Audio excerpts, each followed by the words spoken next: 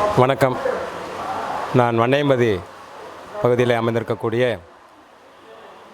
நம்முடைய சமூக மக்களின் பயன்பாட்டிற்காக பல்வேறு நலத்திட்டங்களை அவர்களுடைய வளர்ச்சிக்காகவும் முன்னேற்றத்திற்காகவும் பாடுபட்டு கொண்டிருக்கக்கூடிய சங்கத்தின் குறிப்பாக தெலுங்கு செட்டி மகாஜன சங்கம் இங்கே அமைந்திருக்கிறது. அதுபோலவே வட சென்னை தெலுங்கு செட்டியார் இனமாளிகை அறக்கட்டளை அதனுடைய பொருளாளர் விஎஸ் சந்திரபாபு ஆகிய நான் இந்த சிறிய ஒரு இன்டர்வியூ உங்களுக்கு கொடுக்குறோம்.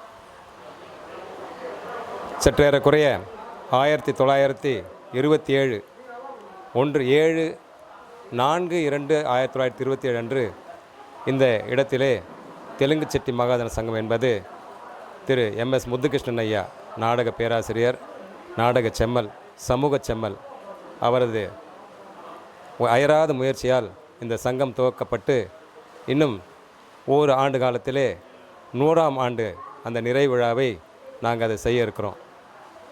அதனுடைய சாராம்சமாக அந்த சங்கத்தின் முயற்சியாக இந்த வடசென்னை தெலுங்கு செட்டியார் இனமாளிகை அறக்கட்டளை உருவாக்கப்பட்டு அதற்கென அறங்காவலர்கள் நீக்கப்பட்டு இந்த சொத்தினை இன்று முதல் அது சமயம் பாதுகாத்து வருகின்றனர்.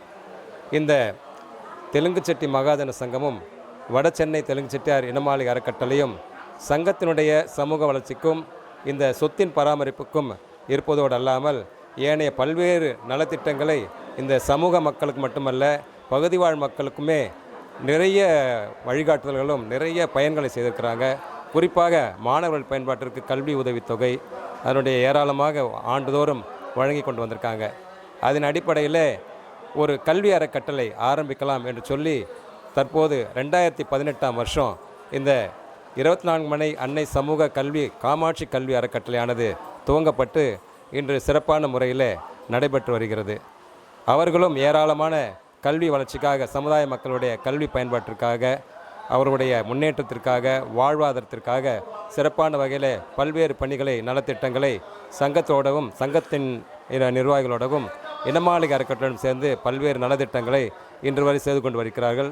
அதனுடைய ஒரு சாராம்சமாக தான் இன்று கல்வி வழிகாட்டுதல் சற்று ஏறக்குறைய ஒரு 3 மாதத்துக்கு முன்னாடி இந்த பிள்ளைகள் +2 மாணவர்களும் 10ஆம் வகுப்பு பயிலும் மாணவர்களும் சிறப்பான முறையில் ஒரு வழிகாட்டுதல் பெறுவதற்கு சம்பந்தமாக அற்புதமான ஒரு வழிகாட்டுதல் நிகழ்ச்சி ஒரு மாதத்துக்கு முன்னாடி அங்கே நடைபெற்றது. குறிப்பாக அந்த 10ஆம் வகுப்பு மாணவர்கள் +2வில் என்ன பாடங்களை எடுக்கலாம் அது போன்ற ஒரு வழிகாட்டுதலும், அதுபோலவே +2 அவங்களுக்கு தான் முக்கியமான விஷயம் இல்லைங்களா, அவங்களுடைய வழிகாட்டுதல்கள் +2 முடித்த உடனே எந்த பயிற்சியில் சேரலாம், எந்த வகுப்பில் சேரலாம், அதன் மூலம் நம்ம அடையக்கூடிய பயன்கள் என்ன என்பதை சுட்டிக்காட்டும் விதமாக அவங்களுக்கு தெரிவிக்கும் விதமாக ஒரு வழிகாட்டுதல் சமயம் நல்ல முறையில் ஒரு நிகழ்ச்சி நடத்தினாங்க. சிறப்பான முறையில் அது பகுதி மட்டும் அல்லாமல் தமிழகம் எங்கும் அது சிறப்பான முறையில் எல்லோருக்கும் ஒரு வெளிச்சம் போட்டு காட்டியது. அதன் அடிப்படையில் இன்று ஒரு அற்புதமான முறையில் ஒரு 10 மாணவர்களுக்கு ஆண்டு கல்வி கட்டணம் என்கின்ற ஒரு வகையில் கொடுக்க வேண்டும். இந்த 10 பிள்ளைங்க இல்லை 20 பிள்ளைங்க அந்த பலனை அனுபவிக்க வேண்டும். ஏழை எளிய மாணவர்களுக்கு அது போய் சேர வேண்டும் என்ற எண்ணத்திலே அவங்க ஒரு திட்டத்தை வகுக்கும்போது தான் நம்மளுடைய அன்பு சகோதரர் நம்முடைய சகோதரர் எனக்கு ஒரு அண்ணன் மனோகர் பூபதி சமீப காலம் ஒரு 3-4 மாதம் இருக்கும் இறைவனடி சேர்ந்தார். அவருடைய புதல்வன் அவருடைய பேரில் மனோகர பூபதி அண்ணனுடைய பேரில் ஒரு அறக்கட்டளை ஒரு ஃபவுண்டேஷன் ஆரம்பித்து ஏராளமான நற்பணிகளை செய்துக்கிட்டு இருக்கிறாங்க. சாதாரண விஷயம் கிடையாது. ஏன்னா சொல்வது என்பது எளிது, அறியவனமாம் சொல்லிய வண்ணம் செயல். அதுபோலவே என் தந்தையார் பெயரில் அற்புதமான ஒரு விஷயத்தை நான் ஆரம்பிக்கணும், ஒரு ஃபவுண்டேஷன் ஒன்று ஆரம்பிக்கணும், ஒரு அறக்கட்டளை ஆரம்பிக்கணும். அதன் மூலம் அனைத்து சமுதாய மக்களும் அவரை சார்ந்த ஜாதி மட்டுமல்ல பகுதி வாழ் மக்கள் எந்த ஜாதியானாரும் இருந்தாலும் சரி, எந்த மதத்தினாரும் இருந்தாலும் சரி, அவர்களுக்கு ஒரு நல்ல ஒரு வாழ்வாதாரம், முக்கியமான நல்ல ஒரு கல்விக்கு உண்டான கல்வி கட்டணம், பிறகு வேலை வாய்ப்பு, வாழ்க்கை முறை என்கின்ற அடிப்படையில் அந்த ஒரு ஃபவுண்டேஷன் அமைச்சு இன்றைக்கி சிறப்பான முறையில் குறுகிய கால ஒரு ஃபவுண்டேஷன் தான், இருப்பினும் வெகு வேகமாக வளர்ந்து கொண்டு வரக்கூடிய ஒரு அற்புதமான ஒரு ஃபவுண்டேஷனாக இருக்கிறது. அப்படி என்று நம்ம நினச்சிக்கிட்டு இருக்கும்போது அந்த தம்பி மிகவும் ஒரு அற்புதமான ஒரு இரக்க குணம் படைத்தவர், எளிமையானவர், பகட்டானவர் அல்ல. எதையும் எனக்கு புகழ் விரும்பியும் கிடையாது. அப்பேற்பட்டவரை நாங்கள் அணுகும் பொழுது அதனால் என்ன தாராளமாக நம்ம ஃபவுண்டேஷனோட உங்கள் கல்வி அறக்கட்டளையும் இணைந்து நம்ம மாணவர்களுக்கு ஆண்டு கட்டணம் சாதாரண விஷயம் இல்லை, ஒரு கல்வி உதவித்தொகையை நம்ம கொடுத்துட்டு நம்ம செய்யலாம் அப்படின்னு சொல்லும்போது ஒரு 1000 ரூபா 2000 ரூபா கொடுத்துட்டு வருஷம் கொடுக்கறதுன்றது ஒரு விஷயம். அதுவும் ஒரு நல்ல ஒரு பயனாளிக்கு அடைய வேண்டிய விஷயந்தான்.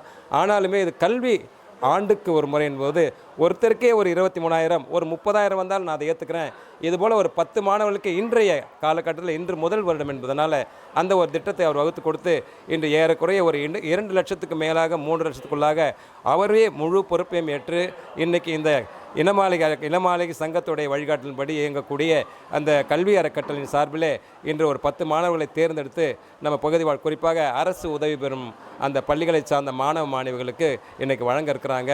அவருக்கு இந்த பகுதி வாழ் மக்கள் சார்பாகவும் இந்த தெலுங்கு செட்டி மாகாண சங்கத்துடைய நிர்வாக பெருமக்கள் சார்பாகவும் வடசென்னை தெலுங்கு செட்டியார் இனமாளிகை அறக்கட்டளையுடைய அறங்காவலர் சார்பாகவும் அதுபோலவே கல்வி அறக்கட்டளை சார்பாகவும் எங்களுடைய நெஞ்சார்ந்த நன்றியையும் மனமார்ந்த வாழ்த்துக்களையும் பாராட்டையும் தெரிவித்துக்கொண்டு இன்னும் மென்மேலும் இந்த கல்வி அறக்கட்டளையும் அதுபோலவே தம்பி ஹரிபிரபு மனோகர பூபதி அவர்கள் இன்னும் மென்மேலும் வளர்ந்து சமுதாயத்துக்கும் சமுதாய மக்களுக்கும் அவர் எவ்வளோ பணியாற்றுறாங்க. எல்லாம் வல்ல இறைவன் இத்தனை உழைப்பையும் அவருக்கு கொடுப்பதற்கு நல்ல உடல் ஆரோக்கியத்தையும் அவருக்கு மட்டுமல்ல அவரது குடும்பத்தார் அனைவருக்கும் ஒரு நலமான வளமான சந்தோஷமான உடல் ஆரோக்கியமான வாழ்க்கையை என்றும் கொடுக்க வேண்டும் என்று சொல்லி என் உரையை முடிக்கிறேன். நன்றி, வணக்கம்.